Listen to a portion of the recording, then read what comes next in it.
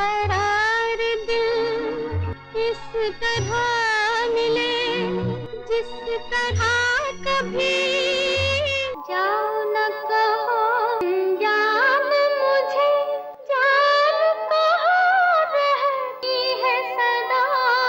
मुंबई के फिल्मी गलियारों में गुरुदत्त और गीता दत्त की प्रेम कहानी किसी सुनहरे सपने जैसी शुरू हुई थी। गुरुदत्त एक महत्वाकांक्षी फिल्मकार और गीता दत्त एक मधुर आवाज की मल्लिका, दोनों ही अपनी कला के शिखर की ओर बढ़ रहे थे। उनकी मुलाकात एक फिल्म के सेट पर हुई और गीता की आवाज ने गुरुदत्त के दिल को छू लिया। जल्द ही पर्दे पर गूंजने वाली आवाज असल जिंदगी में भी उनके जीवन का संगीत बन गई। उन्होंने शादी की और उनके घर में 3 प्यारे बच्चों तरुण, अरुण और नीना की किलकारियां गूंजी।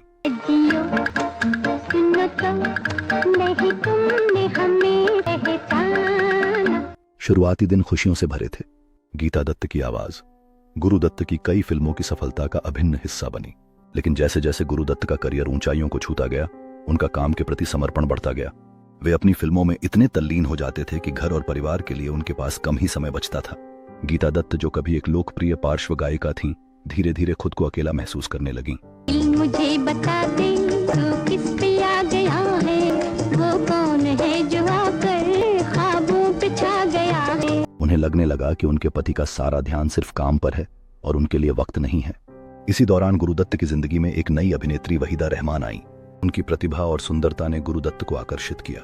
दोनों ने साथ में कई सफल फिल्में की और उनकी नजदीकी की अफवाहें फिल्मी दुनिया में तैरने लगीं।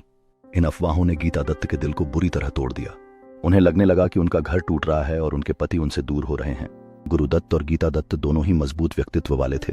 शायद अहंकार और गलतफहमियों ने उनके बीच एक ऐसी खाई बना दी जिसे पाटना मुश्किल हो गया।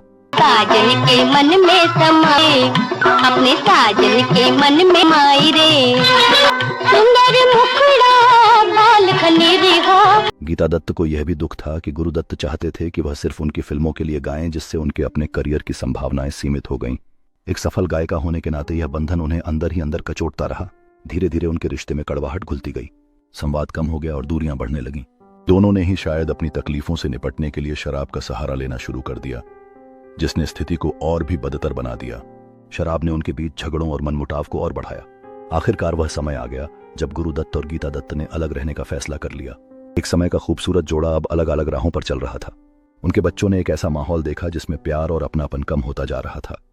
1964 में गुरुदत्त का निधन हो गया। उनकी मृत्यु आज भी एक रहस्य बनी हुई है। क्या यह आत्महत्या थी या गलती से नींद की गोलियों का अधिक सेवन? उनकी मौत ने गीता दत्त को अंदर तक हिला दिया। वह अपने पति के बिना अकेली पड़ गईं और शायद अपने जीवन के आखिरी वर्षों में वह दुख और अकेलेपन से जूझती रहीं। 1972 में शराब की वजह से लीवर खराब होने के कारण गीता दत्त का भी निधन हो गया। गुरुदत्त और गीता दत्त की कहानी एक दुखद प्रेम कहानी है।